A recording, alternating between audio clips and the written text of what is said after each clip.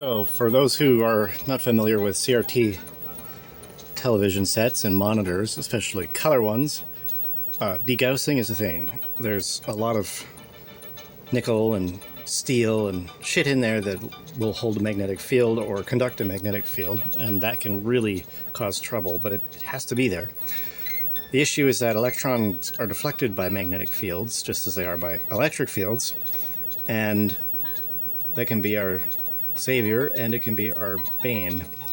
We have electromagnets on here pushing the electrons around to get them to go where they want on the screen. But what happens when they don't go where you want? You'd think stuff like the picture might be in the wrong place or whatever, but other interesting things happen.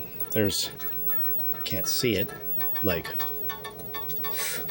oh, you kind of can. There's red, blue, and green phosphor dots for every pixel, essentially. And there's 3 guns in the back of the tube that fire electrons at the front, one for each color, primary colors. You can see the cute little graphic. And there's a whole bunch of engineering going on in there to make sure that the beam from each gun hits only the dots meant for it. So there has to be some way for all the electrons from, say, the blue gun to only hit blue phosphors. This is the engineering problem they were dealing with a long time ago, almost 100 years ago now, actually, initially. There's a thing in the front of the picture tube called an aperture grill, or sorry, a shadow mask in most tubes. In trinitrons, it's an aperture grill. It's a little different. I won't describe the two of those, but they do the same, effectively the same thing. What they do is they mask the guns from hitting the wrong sets of phosphors. It's like parallax error, essentially. It's, in the case of a trinitron, just very fine vertical wires, and the distance between the surface inside the tube and the surface of the aperture grill behind it is designed very carefully to have a parallax error that allows it to mask the beams coming from these guns back here from hitting the wrong 2 phosphors and only hitting the right one. There's an interesting caveat with that too. A fair bit of the power required to run a color tube just goes into heat. You can't use those electrons once they've hit the aperture grill and being conducted back into the circuit. You'd really hope that you can have all the electrons hitting phosphors. There's actually a thing called a beam index tube that does just that. It has no shadowing device of any sort. In fact, it only has 1 gun, and that's a whole different story for another day. Getting back to magnetism, you can understand that if anything's magnetized, it's gonna deflect those electrons off path, maybe a little, maybe a lot. The aperture grill or shadow mask on other TVs is a magnetic material. It's a ferrous material. It's made of steel. And I don't remember the reasons behind it, but it has to be that way.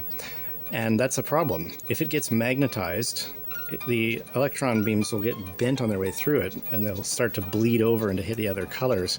So you end up with things where, say, a picture looks roughly right, but it's got like a purple tinge or whatever going on in some spot. And actually, I can demonstrate that pretty easily. This screwdriver is magnetized. You can sort of... that's a pretty weak effect, but if I go back here, see, it's kind of pushing the picture around. If I put a strong magnet, like an actual magnet in front, I'm not going to get it super close, but you can see it starts to distort the color. It's pulling on the electron beams, and it's pulling them off course, even though they've already passed through that aperture grill. This thing is pretty resistant to magnetic fields. That's a neodymium mag. That's like a Tesla of magnetic flux right at the surface there. I mean, there's maybe 5/8 of an inch between it and the good stuff in the glass, but yeah, you can see it's fucking with the way this works. But now here's where it gets interesting. If you go back closer to the back, things are very sensitive to magnetic fields. I can get this up near the neck and see just deflecting it a little bit there really moves the picture around. So, just a little idea of what kind of goes on. So, when TVs come in for repair, actually on their own, you see they've got this coil of wire wrapped in electrical tape. It goes all the way around the face of the tube on most TVs, although on this, it's just a little coil in the top, and I think there's another in the bottom. It's a degaussing coil. It comes on for a little while every time you turn the set on. That's just to correct for if it got disturbed or put near a magnetic field while it was being moved. Or actually, TVs are sensitive to the field of the Earth. They are like compasses. And in fact, expensive TVs and computer monitors had a magnetic electronic compass in them that would use itself to correct the distortions due to Earth's magnetic field. So it gets pretty involved. So this degaussing coil can only do so much. If this thing's exposed to a really strong magnetic field, or actually sometimes if it's dropped or bumped into really hard, you can end up with stuff being magnetized, and it won't degauss when you turn on the set. So you have like a permanent distortion or color error. Usually color purity errors is what they call them. Like if you were to display white, it wouldn't be white all over. It would be purple in one spot and blue in the other. So technicians who work on TVs used to always have high-power degaussing coils. And they usually, you can make them up out of stuff, out of wire or whatever. You usually just buy them. And they put out a way stronger field than these internal ones, and you can move them around and just get them where you really want the effect. But here's a tape head degausser. You can use this on tape heads and phono cartridges and all sorts of stuff. It's not that strong, but it's got high enough flux density anyway because it's all focused into a little point. So if I plug this in, word of warning with these, most of these do not want to be left plugged in. Same with degaussing coils that are meant for TVs.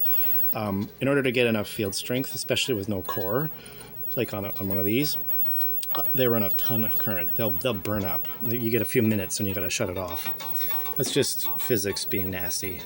Permeability of free space is just too damn low. So if I plug this in, you see, notice it's moving. So this is wiggling its magnetic field at 60 cycles a second. It's plugged right into the mains.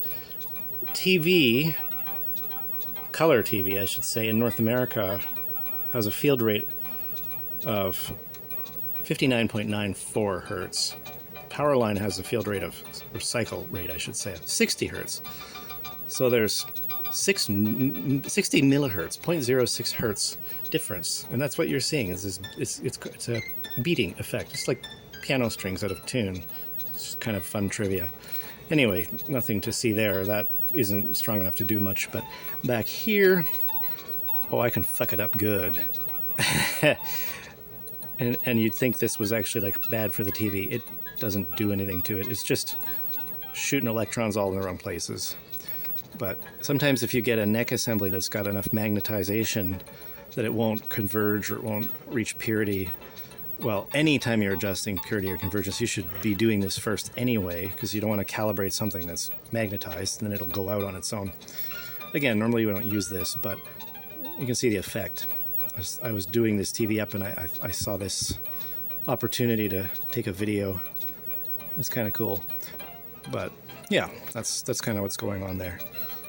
Most people under and roughly my age, maybe 10 years younger than me, aren't going to see much of this anymore. That's kind of sad, but that's the way life goes. Anyway, that's my stream of consciousness to bore you to sleep about CRTs.